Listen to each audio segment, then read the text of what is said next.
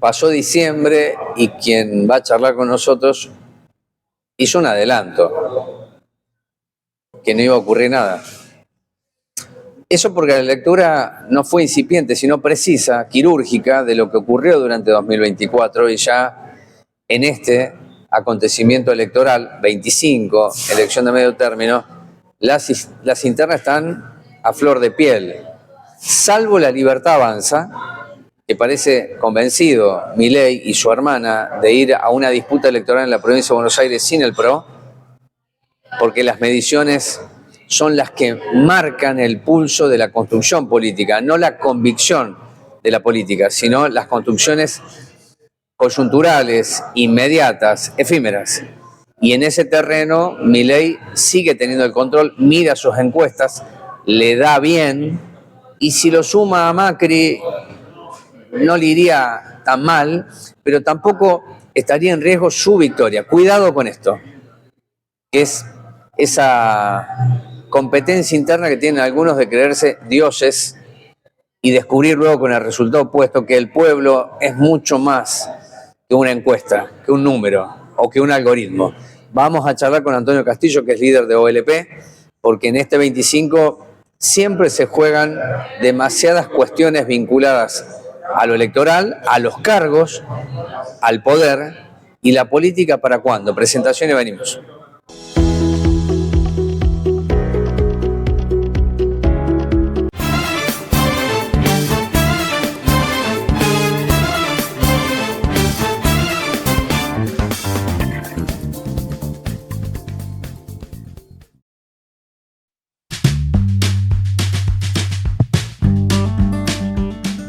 Es la primera vez que se ve una obra así, de estas características. Se ve, o sea, nosotros 3 años que vivo acá y lo veo.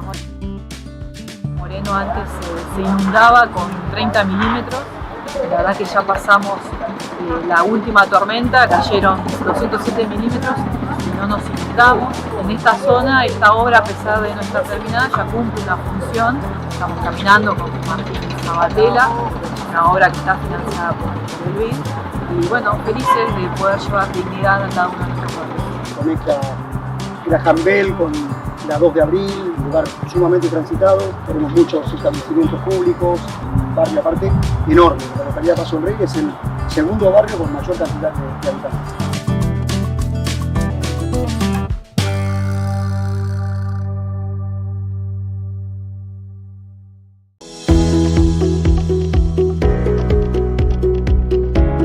No pasó nada en diciembre, lo habíamos charlado. No es para preocuparse, me parece, Antonio, sino para saber cuándo se recuperan algunos valores, sobre todo la comprensión del momento y sentir que ustedes pueden convocar, que pueden generar una expectativa, un interés o una inquietud. Sí, efectivamente no pasó nada.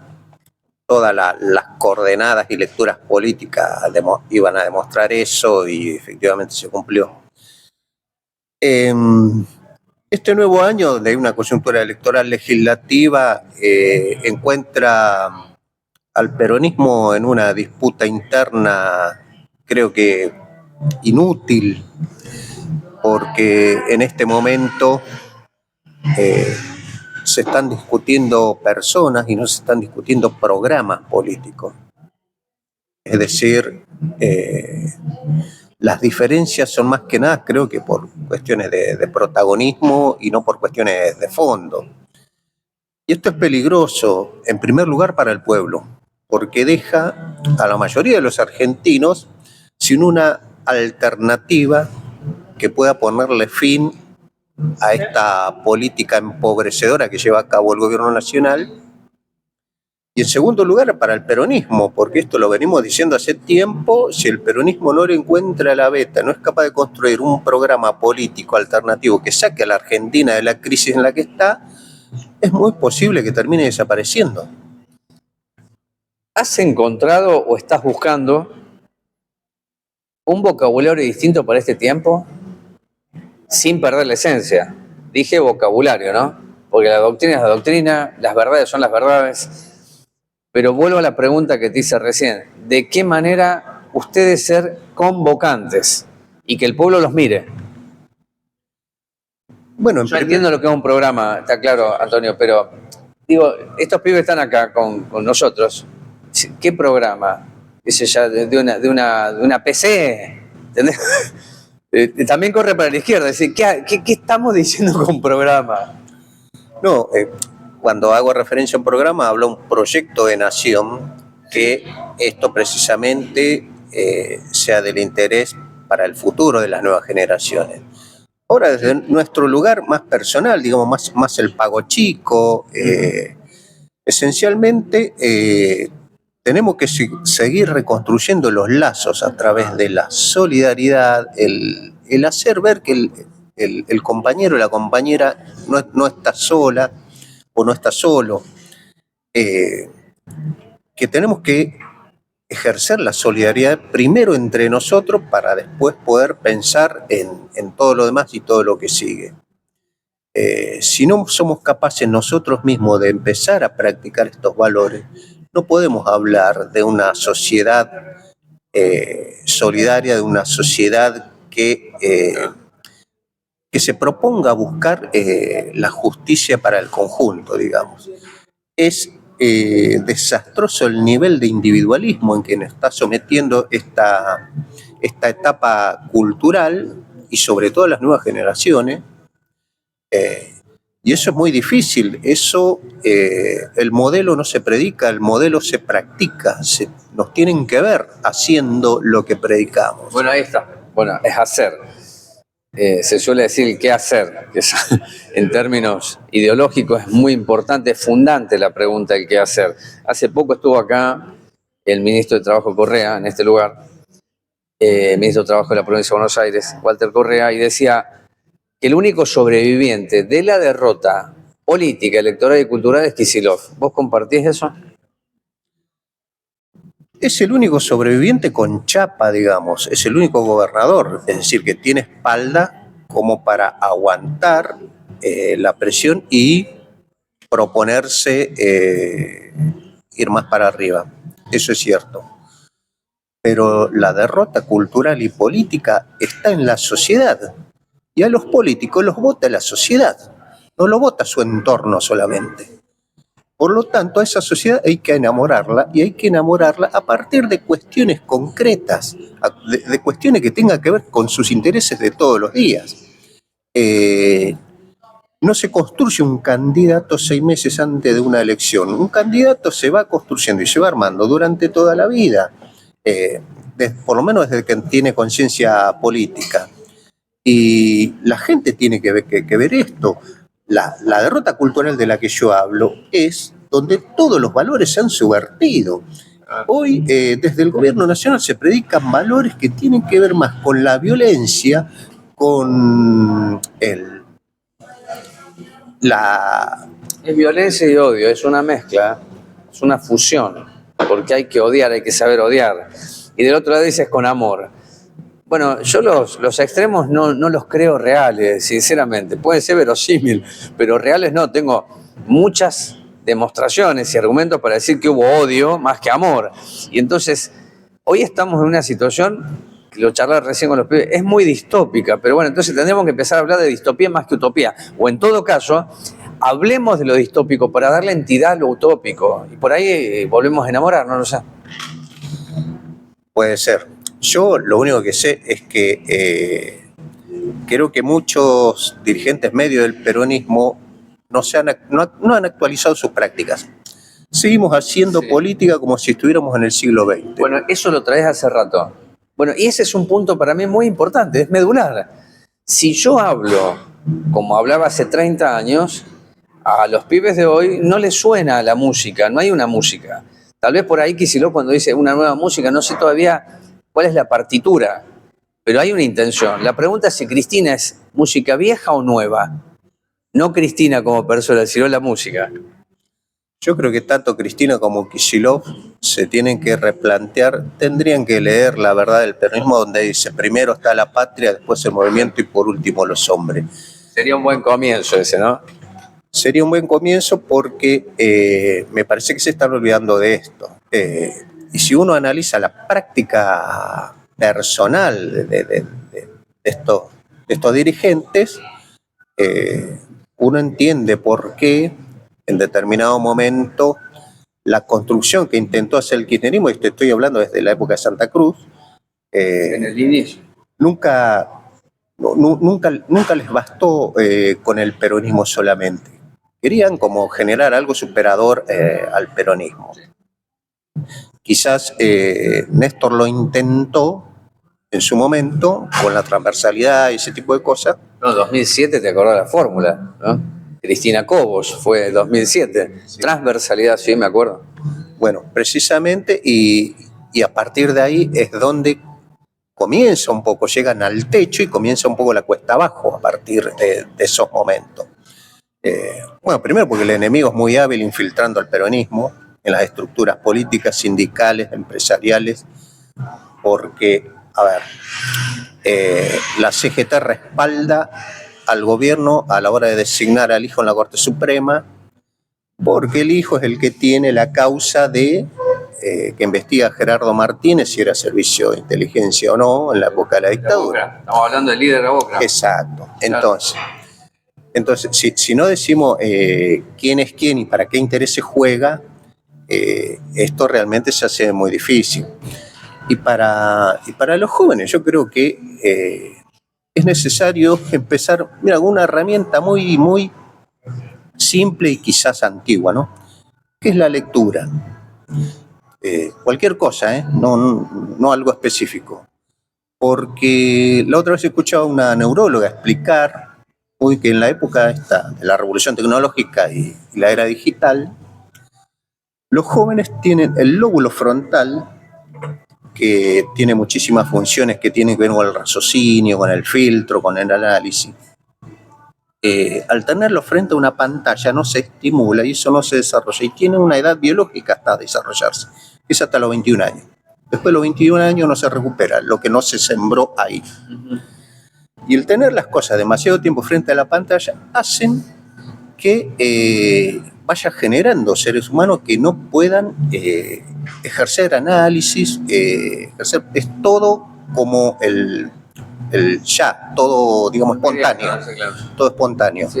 Inmediato, ya. Exacto. Es la inmediatez, sí. La no reflexión, y este tipo de cosas como sociedad nos va deteriorando. Estamos quedando más expuestos a sistemas de manipulación, sobre todo manipulación de tipo emocional, que es la que ha ejercido este gobierno. Cuando yo hablo de nuevas herramientas paramilitar, también hablo de estudiar al enemigo, cuáles son las armas que emplea, porque han sido absolutamente eficientes. Sí. Tal es así que decíamos que todos los 19 y 20 de diciembre, cuando estábamos aún en mejores condiciones, siempre algo pasaba, siempre algo se generaba, y este año ni siquiera eso. Fíjate que está ocurriendo algo que nos lo contó Anaí Sancheta, acá también, que es ex trabajadora de la ex ESMA. Entonces yo todos los días busco información sobre qué está ocurriendo por los despidos, el desmantelamiento y desaparición. ¿Vos viste alguna marcha masiva? ¿Viste banderas de tu organización? Te lo digo honestamente, sí. El Movimiento Evita, el Partido Justicialista, de todas las orgas que componen Unión por la Patria. Yo no las vi. Yo escuché una buena intervención de Bregman que sirvió para las redes sociales de Izquierda Diario, pero no crece y se está cerrando un lugar que tiene que ver con la memoria, con nuestra historia. Bueno, la podemos ver en un documental. No, hay que preservar esos sitios, pero no está ocurriendo eso. Y no solamente es adjudicable a Milei, quiero decir que hay algo que está pasando con nosotros también. No, seguro, yo creo que la razón en la que te decía recién, seguimos haciendo política como en el siglo XX sin saber que estamos en el siglo XXI y son otros los parámetros y las herramientas que se utilizan.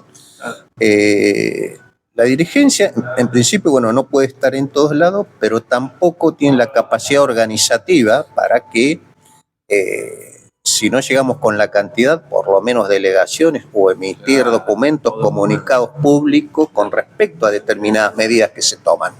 Eso tampoco lo está haciendo. Por eso es que digo que el movimiento peronista se está deteriorando de tal manera que si no salvaguardamos en esta nueva etapa histórica los principales valores que esto tiene, corremos el riesgo de desaparecer. Así como la Argentina está en riesgo de ser desintegrada, el principal movimiento nacional de resistencia que ha tenido este país, por supuesto que el enemigo viene por todo, y dentro de eso también está la dirigencia peronista. Fíjate que ocurrió algo, segundo año consecutivo sin presupuesto nacional, prórroga, segundo año en Milei. Tampoco pasa demasiado, ¿no? Porque el pragmatismo domina Castillo en esto. Es decir, cada provincia dice, a ver, juego en este año electoral, necesito los recursos. El hombre que está arriba de loco tiene mucho, pero hay otros vivos que dicen, bueno, es el momento de soltar.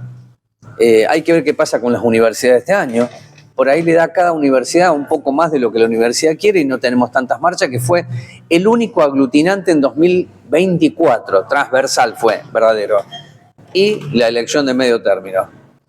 Milei está convencido que puede ganar en provincia sin el PRO. Asumir ese riesgo. La pregunta que te hago es si ustedes van a ir todos juntos o si Kicillof desdobla, Cristina dice se terminó acá y que vaya a conseguir una lista.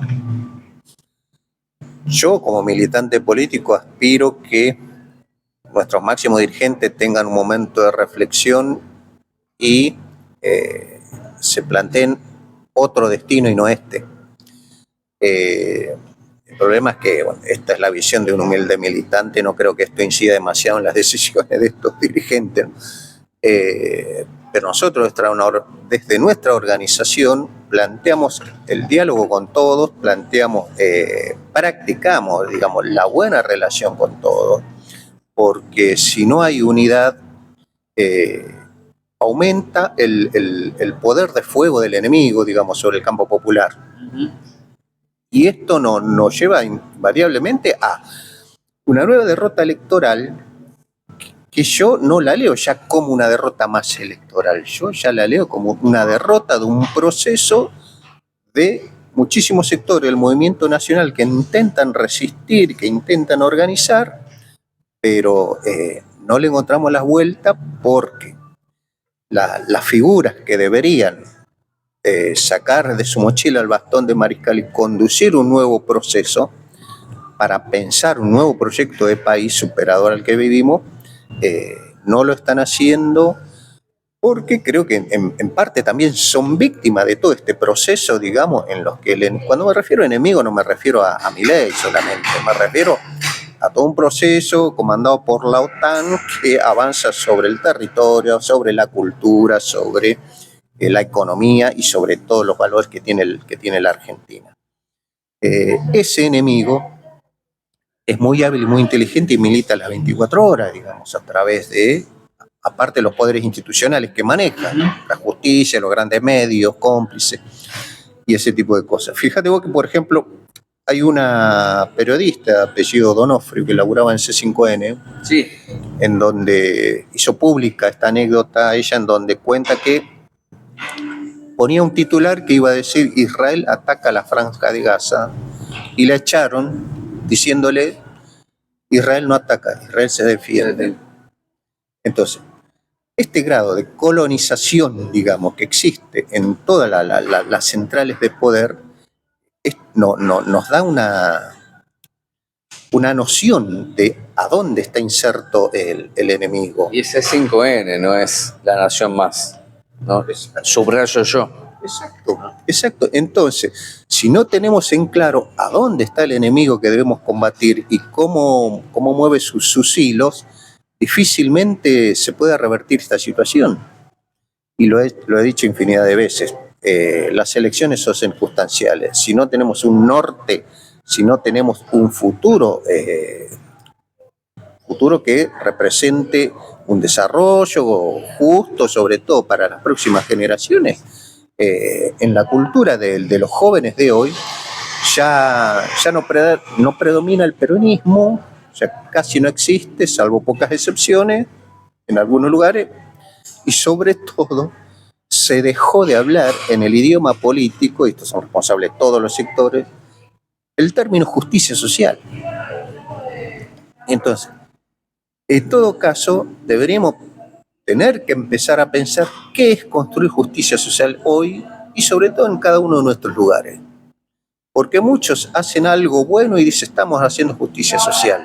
Y no, señores, justicia social no es un salario para no morirse de hambre, un techo para no morirse de frío. La justicia social es el poder soberano que tiene el pueblo, del que se apodera, para interpelar a todos los poderes del Estado.